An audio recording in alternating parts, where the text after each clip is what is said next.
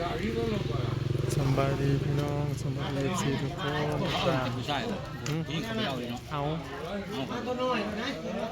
มาเก็บประกันภัยที่เก่า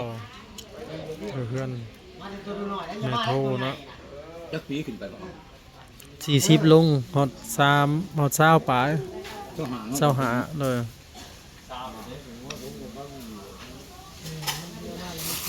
เงินประกันภัยบ้านอัคคีภัย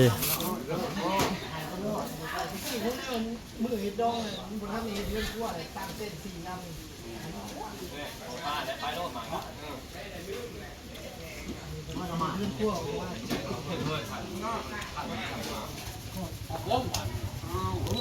คนกับสิโบราณดอกพี่น้องประมาณนี่แหละ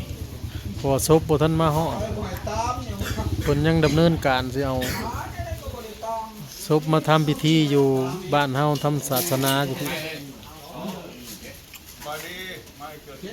มาอีกแล้วพ่อใหญ่บ้าน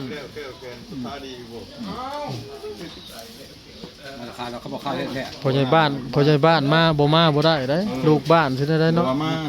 พัวพันเรียกอยู่โรงเรียนเด้เพราะว่าจะได้ผูกแขนต้อนรับครูมาใหม่ผูกพันนำในครูเพิ่นวันศุกร์จะได้เชิญบรรดาคณะจะตั้งเฒ่าแก่พวกโมกไปผูกแขนครูมาใหม่5คนนี่เพิ่นล่มเพิ่นเอาหมูพี่น้องหมูฮอด70โลผมจักคันบ่กลัวฮะยันกลัวอยู่เนาะบักใหญ่นึงม.ปลายม.7นี่ลูกสาวกกของผู้เสียชีวิตนี่พี่น้องอันนี้ลูกชายกกหมอผู้เสียนั้นพูน5ปีนะลูกสาวหลาลูกยังบ่ทันใหญ่โอ้ย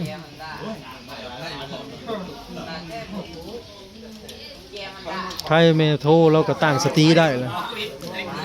เมื่อวานกับมื้อซื่นนี่มีแต่ซอกกับซอกเป่าน้ำกันสิเว้าบ่เพราะอยากใจสิขาดน้ำลูกนะแม่แทบใจสลายจังว่าลูกถูกรถชนเสียชีวิตคาที่เนาะคันชนพุ่งออกทั้งข้างก็สิบ่เป็นหยังอยู่บ่จักคือแนวใดแล้วตัวคนดำควาย2ผัวเมียเนาะผัวน่ะรอดแล้วยังอยู่พุ่นแหละอยู่โรงพยาบาลอยู่ไทยพุ่นแหละแต่ว่าเว้าได้แล้วผัวน่ะผัวเมียตีบ่รอดแต่ว่าเรื่องที่เอาศพมานี่แหละเพิ่นสิดำเนินการว่าสิเอามาทำอยู่พี่เสียเขาวัดบ่หรือว่าเสียเขาเฮือนหรือว่าเสียไว้อยู่ในเต็นท์ก็ยังเต้นแล้วท่านได้ว่าฮะไก่เต้นไก่เขาด้วยวัดปัดไก่เนาะยากไปเฮ็ดอยู่เฮ็ดกินมันจะเชียร์ให้ต่อการเฮ็ดเวียกเฮาเนาะมันยากมีที่อย่างที่เดือนไม่เกินนะไก่อยู่ให้กับเชื่อกับจะเข้าวัดแล้วเข้าจะเชื่อหมด2ตัวหมดตัวนึงมันอยู่วัดหมดตัวที่2มันของพุทธาคือกันแต่ว่ามันเชื่อหลายมันก็ต้องได้เชียร์อยู่ลูกชายกกน่ะ12ปีเนาะน่าใช่มาลูกสาวหลานน่ะ5ปีใกล้อย่างนี้แหละแต่ว่าทางออกบ่มีโค้งมันน้อยใกล้ก็คือไกลกำลังกลางเต้นพี่น้องเอาเต้นขึ้นมาเพิ่มอีกเนาะเพราะว่าศพน่ะดำเนินการ 70-80% นั่นแหละสิเอามาพี่แหละบ้านเฮาเนาะมาทำพิธีอยู่บ้านเฮาแต่ว่าบ่ได้เอาเข้าเฮือนเนาะพี่น้องสมมุติเอามาก็พาบ้านก็เฮาก็เสียงัวเข้าหอปุตาบ้านเฮาน่ะเป็นความเชื่อเด้ถือเพิ่นหอปุตาแล้วก็บ่ให้เอาเข้าเฮือนเนาะถือว่าเอาอยู่แถวนี้แหละแถวนอกเฮือนว่าซั่นซะบ่ได้เข้าในเฮือนแล้วก็เอาอยู่วัดจะก็ได้อยู่วัดก็ได้ ขนาดศพมาแม่นบ่ ฮะ เอามานะบ่ได้เข้าในเฮือนเนาะ เข้าบ้านเข้าได้ หรือว่าอยู่นี้อยู่นอกเฮือนเนาะวิทย์ใส่คาเฮือนเฮาแหละโอเคแต่ว่าเรื่องแปลงดินนะแปลงอยู่ภูบ้าน เห็นได้กับแป้งอยู่แล้ว เพราะว่ามันเป็นฮีดบ้านเฮาถือมานั่น ชนะ อืม เนี่ยก็ได้แป้งอยู่แล้ว เพราะว่ามีหอปูตานำ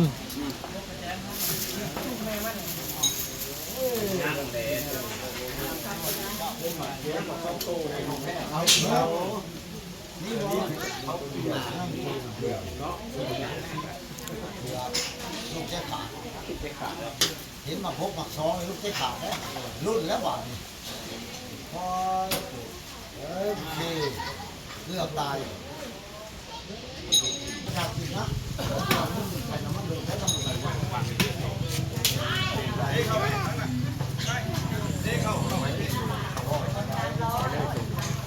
อยู่บ้านนะจะมีได้บ้านก็คงแพงเลย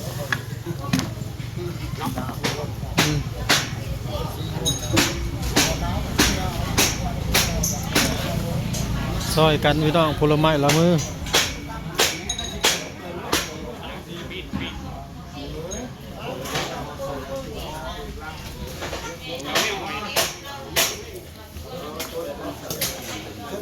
สองมือคือสิสำเร็จพี่น้องประกันภัย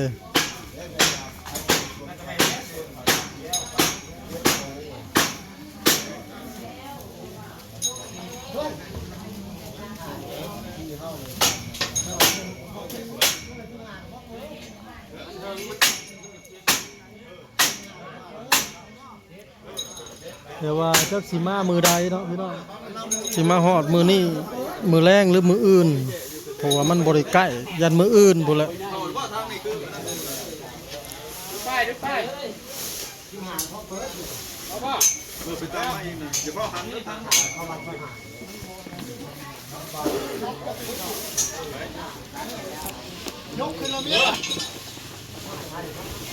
มีรอยอีกบ่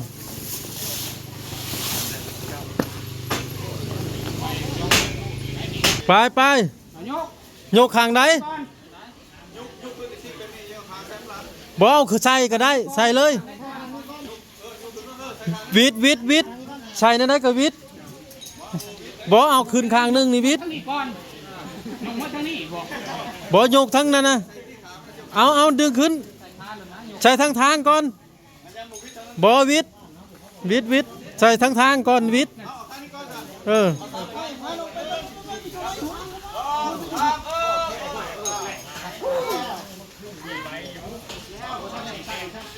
โอ้ตัวทีมแม่ครัวน้องคูนุสาวจอย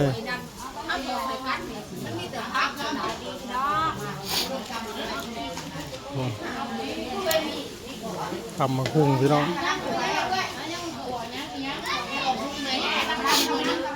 สีมือสาวจอยสุดยอดเลยนะเขาก็มาบ่แม่ครัวให้กิน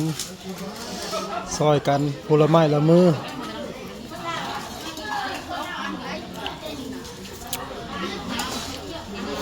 อใดบ่มาฮอดมือใดมาฮอดอันนั้นน่ะชบน่ะ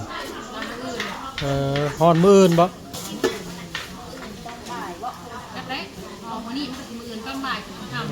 มืออื่นถือว่า 100% แล้วเนาะมาพี่100%มาทำพิธีอยู่บ้านเฮาเอาหมออามลูกชายกก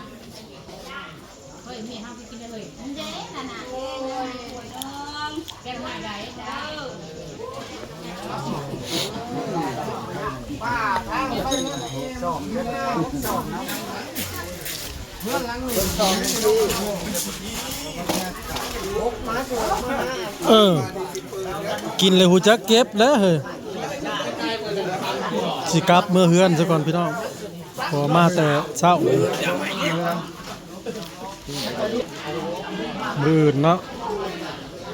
เขาเจ้าสิเอาศพมาพี่มาทำพิธีอยู่บ้านเฮาทางศาสนาอยู่พี่เนาะหาไผ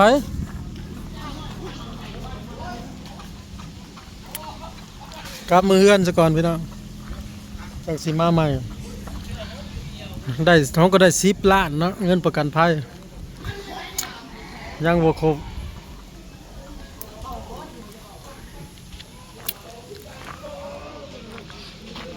คลิปพาไว้เพียงเท่านี้พี่น้องพอกันคลิปหน้าเนาะสบายดี